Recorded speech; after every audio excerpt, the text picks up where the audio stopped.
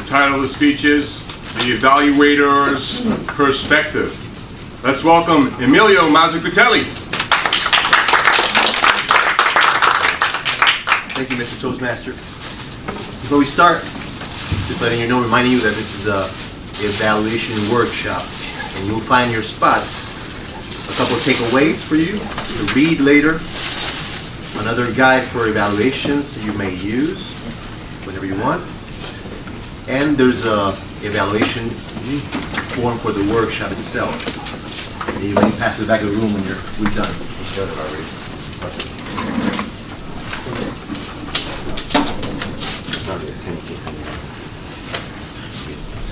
Let's get started.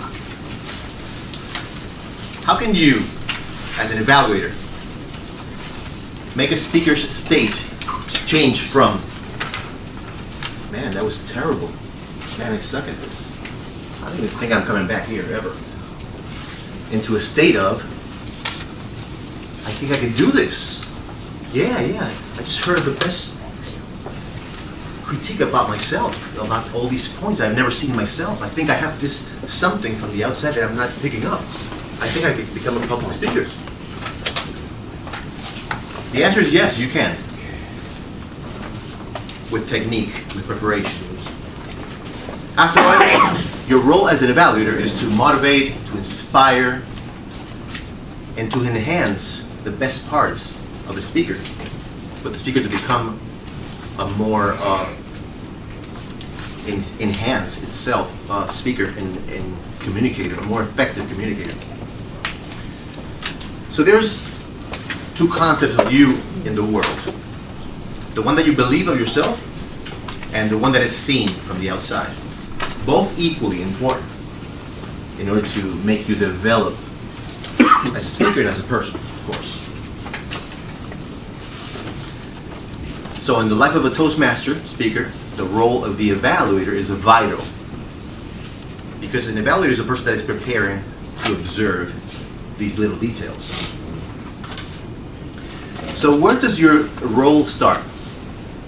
In my opinion, it starts the night before or during the week when the VP reaches out to you and tells you, you will be evaluating this person. Why is it good? Because, like in my case, I like to mentally rehearse. So when I know the person that I'm going to evaluate, I've already seen the person before here. So I kind of think about the person, about the qualities, about things that I already know about the person. And it's not that I'm going to be evaluating the person itself, but that gives me a big clue about what I'm going to see and what can I add as improvement or suggestions or the things that I've seen that changed. It's one more detail that I can add. It continues when you arrive early to the meeting. First thing you do, you make eye contact with the speaker. You approach and you ask them, what is the speech about? Get information about the speech. Because it can be also disencouraging for a speaker to hear an evaluation that has nothing to do with what he meant, right? So it's better to know, to have a clue what it's about. I also recommend not asking the evaluator, okay, I'm going to be moving today, okay, look for my movement. So I move around when I speak, right, and the evaluator looks and says, oh, Emilio's moving a lot, he writes down, then he comes here and says, Emilio moved a lot, and then I hear that, so, you know, it's a whole nonsense to me, a waste of time that we can save. Instead, you can work on your movements, don't say anything, you work on your movements, for example. The evaluator will pick up that and say, okay, I think Emilio's working on his movements today. And he will pick it up. A good evaluator looks for details, so he will see it for sure. And if not, well, maybe you didn't deliver as you planned. Also, I know you're a person that doesn't have any time at all, but if you have 5 minutes the night before, when you know the project, you can go to Google and read the project, what is it about? That's going to be a life changer for you, to know what he's going to be working on.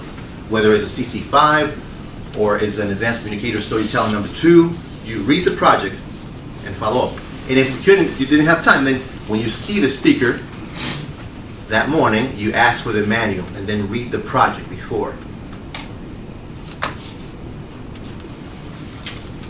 I'm also going to give you 4 tips that I consider value myself.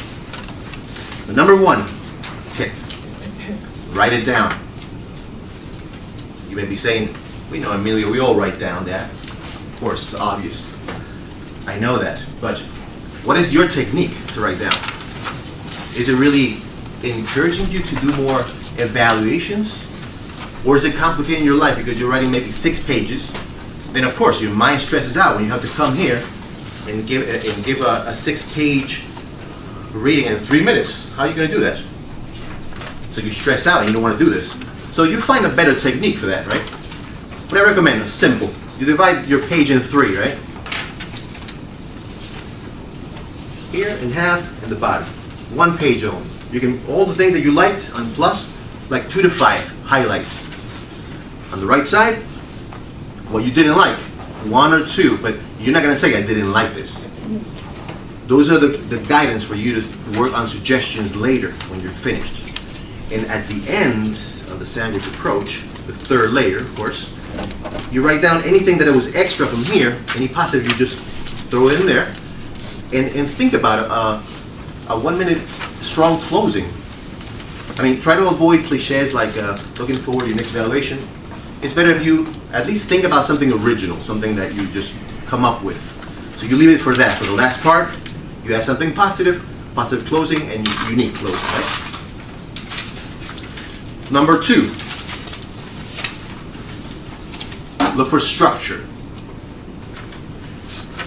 When you're observing the speech, did that speech have a clear, defined opening? Did it have a clear, prepared closing? How about the body, the one in the middle? Did it have points? So we're talking about, in my tip number 2, we're talking about CC number 2 and CC number 3. CC number 2 is organize your speech. So was it organized? Opening, closing, body.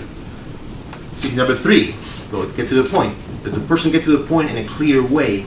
Did they expand on each point? How? Why? This leads me to the tip number 3, which is all about delivery. And my tip number 3 evokes CC number 5 and CC number 6. CC number 5 is all about the body. CC number 6 is all about the voice. So tip number 3 talks about the delivery and the structure. How did they do it? Let's break down the body. Did the person move around? Was it distracting? Would you recommend the person moving a little more because it was stuck here? Not necessarily.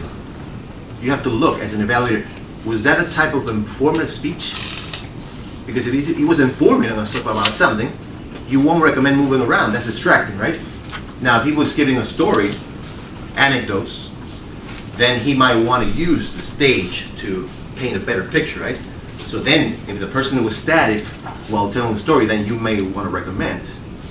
Not informative, so you've got to watch on that. How about the stance? Was the person just leaning like that? Did it have something to do with the speech? Or did you perceive that the person was tired? Maybe. You got to pick that up.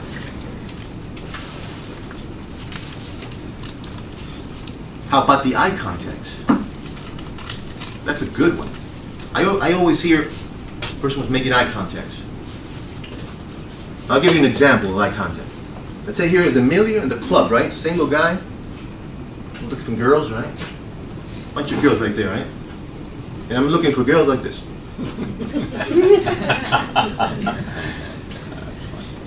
Imagine they say, "Oh, did you see the guy? How he made eye contact with you? Really?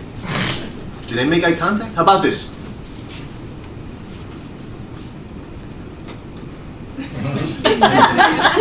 Now that's eye contact, right? How about the other one? Was that eye contact? So you, as an evaluator, you're going to perceive that. You may say, "I see Emilio was looking with intention." He was looking with intention, people. He would have a message to transmit. Or I observed Emilio was looking around, but he had his eyes open in this direction, but I didn't pick up that he had some intention in the looks. Now, there's a difference between eye contact and looks and eyes open, or eyes to the ceiling. How about the voice? Did the person project the voice? Was he heard from the back? Or he was screaming to be heard? He doesn't know how to use the voice. was making boss, when he was making his clear points? How was his vocal technique? The pitch, the pace.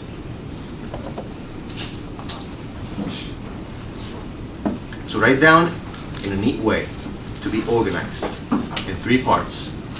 Look for structure. Tip number 2. Tip number 3. And number 4, make sure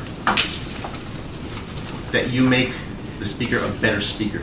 That the person leaves out of this door and is looking forward for his next speech. They can't wait to deliver. They can't wait to work on what you gave them. You want to practice your pitch, their eye contact, their projection, the boss. You will be a valuable tool in a speaker's life as an evaluator. And you can become a great speaker, but you won't excel as a communicator if you don't master evaluations. It's an important tool as a toastmaster. Make sure the audience takes away a lesson. Do not focus too much on the story. I see a lot of speakers, a lot of evaluators talk too much about the story, what they heard. The truth is, nobody wants to hear again the story. We all interpreted the story. We know what it's about. But we want to really see what you interpret about that story. How was that delivery? That's what we want to hear, really. So make sure you focus on that and give them a lesson. And go for the contest. You can do this. You just need technique, preparation. Anyone can do it. Don't complicate your life. Make it easy, simple, and practice.